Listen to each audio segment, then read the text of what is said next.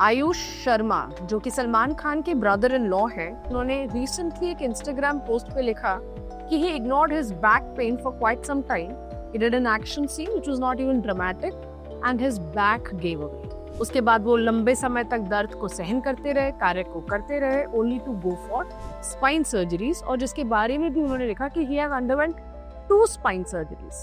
सबसे पहले तो बात करते हैं पेन को टॉलरेट करनी। इंडियन सोसाइटी एक पेन टॉलरेंट सोसाइटी है। ट्रेडिशनली हेल्थ केयर एक लग्जरी थी, तो हमने दर्द के साथ जीना सीख लिया। पर हम ये भूल गए हैं कि मॉडर्न लाइफस्टाइल में वो समस्याएं जो एक उम्र के बाद होती थी, अब यंग लोगों में भी उन समस्याओं का सामना करना पड़ता है, जैसे early spondylosis, disc bulge, disc degeneration जैसी समस्याएं। और जब हम इन्हें टॉलरेट करते हैं, इसका निदान किए बिना, तो ये समस्याएं अंदर ही अंदर बढ़ जाती हैं, only to come back bigger and badder। अब उन्होंने लिखा कि 2 spine surgery। Just imagine the morbidity of 2 spine surgeries on a young spine। I'm not his doctor, I'm not his treating doctor, but मैं आपको बताती हूँ कि ये 2 spine surgery की कहानी हो क्या सकती है। कॉमनली सबसे पहले तो एक यंग स्पाइन के अंदर हमें रेस्टोरेशन फर्स्ट अप्रोच रखनी चाहिए। जब हमें सीधी दिख रही है, तो तब क्या हम पैराशूट से कूद के जान बचाएंगे? पर इसमें बात ये आती है कि क्या हमें कोई सीढ़ी दिखा भी रहा है? क्या पहला ऑप्शन ही हमें सर्जरी दिया जाता है? बहुत ही आसानी से बता दिया जाता है कि एक छोटे से कट से 1 सेंटीमीटर की होल से हम जाएंगे और वो उस डिस्क को जो बाहर लटकी हुई है उसको काट के आ जाएंगे। पर उस डिस्क तक पहुंचने के लिए हड्डी को भी काटना पड़ता है, और शायद ऐसा ही कुछ हुआ होगा आयुष शर्मा के केस में। उनके लिए जो फर्स्ट सर्जरी रही होगी, it could have been a micro discectomy. तो जब डिस्क यहाँ से बाहर निकलेगी और आप पीछे से जाओगे, तो you will have to cut this bone to reach to the disc for doing the micro discectomy. अब क्या होता है, क्योंकि आप नसों के पास काम कर रहे हो और अगर प्रॉपर मैग्निफिकेशन नहीं है, तो आप डिस्केक्टमी भी पूरी नहीं करोगे, और जब लैमिनेक्टमी करते हो, हड्डी को काटते हो, तो आप कॉलम को और ज्यादा अनस्टेबल कर देते हो।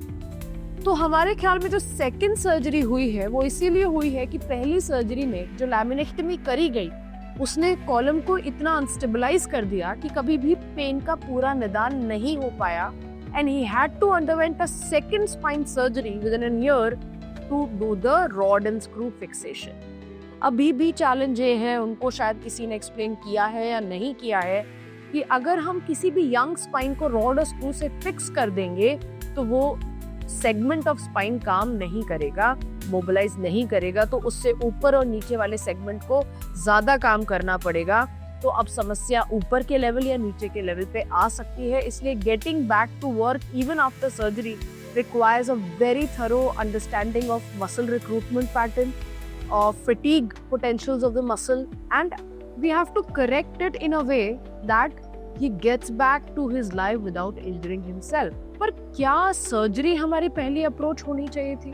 नहीं। सर्जरी एक और उसके बाद दूसरी, ये जान के बड़ा दुख होता है कि जो क्रेम डे ला क्रेम है, जिनके पास में बहुत सारे रिसोर्सेज हैं, उनको भी पहली चॉइस सर्जरी ही दी जाती है, वो भी एक यंग स्पाइन के अंदर। तो ऐसी सिचुएशन में हमारा जो प्रोटोकॉल होता है, हम सर्जरी करने के रेड फ्लैग साइंस को डिफाइन करते हैं। कभी भी ऐसा डेबिलिटेटिंग पेन कि आप अपनी टॉयलेटिंग जैसा आवश्यक कार्य नहीं कर पा रहे हैं, या फिर आपको पेशाब करने में कोई हल्की समस्या महसूस हो रही है, या फिर किसी प्रकार की लकवे जैसी समस्या या पावर कम होना अगर महसूस हो रहा है, उसी केस में इमरजेंसी डिकम्प्रेशन ऑफ कॉर्ड किया जा सकता है। नहीं तो मिनिमम इंटरवेंशंस, जिसमें सुई के द्वारा मिनिमम इंटरवेंशन से डिस्क को सुखा करके उसके चारों तरफ की सूजन को कम करके कॉम्प्रिहेंसिव रिहेबिलिटेशन प्रोटोकॉल, जिसमें 360 डिग्री अप्रोच, चाहे वो कस्टमाइज्ड फिजियोथेरेपी प्रोटोकॉल हो, और वो प्रोटोकॉल जो हम बनाते हैं वो बड़ा ही सब्जेक्टिव होता है, बड़ा ही कस्टमाइज होता है।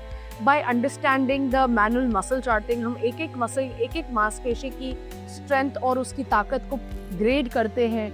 हम मसल के जो डायनेमिक टोन है उसको असेस करते हैं, फटीग पोटेंशियल को असेस करते हैं, गेट का असेसमेंट करते हैं कि कितनी देर चलने के बाद पेन के कारण आप एक दूसरी मसल को एंगेज कर रहे हो, उसी कार्य को करने के लिए जो स्पाइन का दूसरा हिस्सा है, क्या उससे क्षतिग्रस्त कर रहे हो। उसके हिसाब से एक पेशेंट के लिए, उसके लिए कस्टमाइज एक प्रोटोकॉल बनाया जाता है। बात यहीं तक खत्म नहीं होती।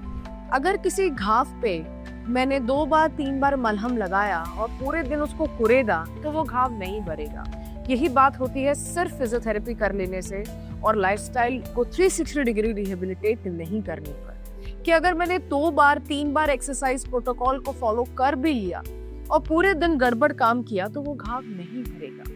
हमें किसी भी चीज को सही करने के लिए सारे गलत को सही करना पड़ेगा।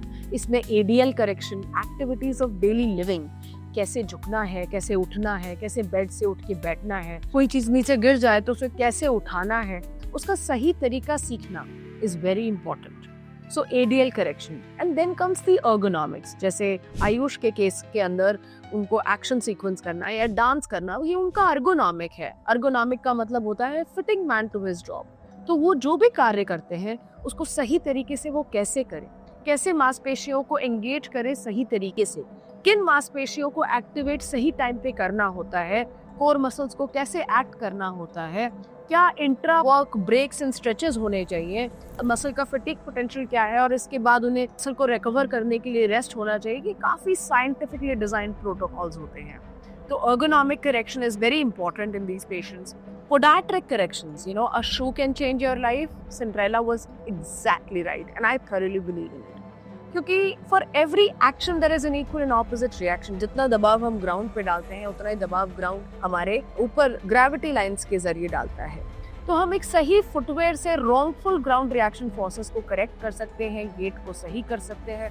सो podiatrics is very important in terms of correcting low back pain, क्योंकि जब हम चलते हैं तो हमारा टखना, घुटना, कूला और नीचे की कमर एक सिंक्रोनी में काम करती है। फिर ऑर्थोटिक करेक्शन, सही ऑर्थोसिस। ऑर्थोसिस का मतलब होता है giving support to the weak structure. Similarly जैसे हम एक बेल को सीधा रखने के लिए हम एक डंडा बांधते हैं, उसी प्रकार से हमारे स्पाइन इंजरी इसीलिए हुई क्योंकि हमारी मांसपेशियां और हमारे रिक्रूटमेंट पैटर्न्स मसल के सही नहीं थे। तो जब तक वो रिकवर करते हैं तब तक उसे सही सपोर्ट देना, सही ऑर्थोटिक देना। क्या उन्हें एक डायनेमिक ऑर्थोटिक चाहिए, क्या उन्हें लो लंबर ऑर्थोटिक चाहिए या हाई लंबर ऑर्थोटिक चाहिए, और देने के बाद उसे कैसे वीन ऑफ करना है। कि आपने किसी को कोई एक बेल्ट दे दी और उसको बताया नहीं कि कब पहने कब नहीं पहने और कैसे कैसे उसको पहनना छोड़े। That is very important. So gradually weaning off the orthotic is also important with the functional recovery. हम उसे wean off करते रहते हैं. And then comes the nutritional optimization, because your body has to heal itself. It has to have good supplementation of nutrition, anti-inflammatory, high protein, high calcium, good hydrating diet, low sugar diet. You know, your discs are degenerated, they require water. So all of those things जब हम इस तरीके से कार्य करते हैं, you know, minimum interventions, regenerative medicine protocols, तब हमारा मरीज एक सही रास्ता पकड़ता है towards actual healing. पहली ही ऑप्शन उसे अगर सर्जरी बताई जाएगी तो it will always be a morbid thing for the patient, because शरीर का हर अंग बदल सकता है एक स्पाइन को छोड़ करके. So it can never be your first choice. I always tell people that, you know, surgeries are like parachutes. You don't jump with the parachute when you can see the stairs in front of you, but provided someone should be there to show you the stairs कि वहाँ पे सीढ़ियाँ हैं. So minimum interventions are the most advanced forms of protocols that we employ, especially in cases of young spine. Then we not only stop here at the minimum intervention, but comprehensive rehabilitation, catering to the 360-degree aspect of lifestyle and correcting all the wrongs, and to give a microenvironment to the body so that it actually heals itself back to normalcy. Because ये young लोगों के पास regeneration की बहुत capacity है. हमें human body को कम आंकना छोड़ना होगा. We are a very stable system. हमें ये कहना बंद करना होगा कि मैंने हल्का सा किसी चीज़ को खिसकाया और मेरी कमर में दर्द हो गया.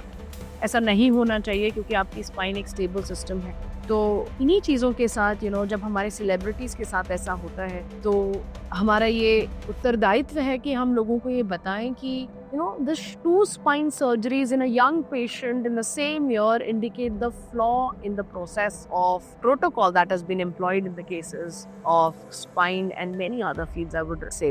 And with minimum interventions, like I've almost treated so many patients, and my observation says that in young patients, minimum interventions with comprehensive rehabilitation can absolutely avert any need of the your spine surgeries unless it is having any sort of red flag sign. And this Ayush Sharma going for repetitive 2 spine surgeries again highlight the flaw कि जब हम उसे एक छोटा procedure बता करके micro डिस्केक्टमी करेंगे, की होल सर्जरी करके बोलते हैं, तो हम ये बताना भूल जाते हैं कि डिस्केक्टमी के साथ में लैमिनेक्टमी भी करनी पड़ती है। हड्डी को काट के ही आप डिस्क तक पहुंचोगे, जो कॉलम को फर्दर डिस्टेबलाइज कर सकता है।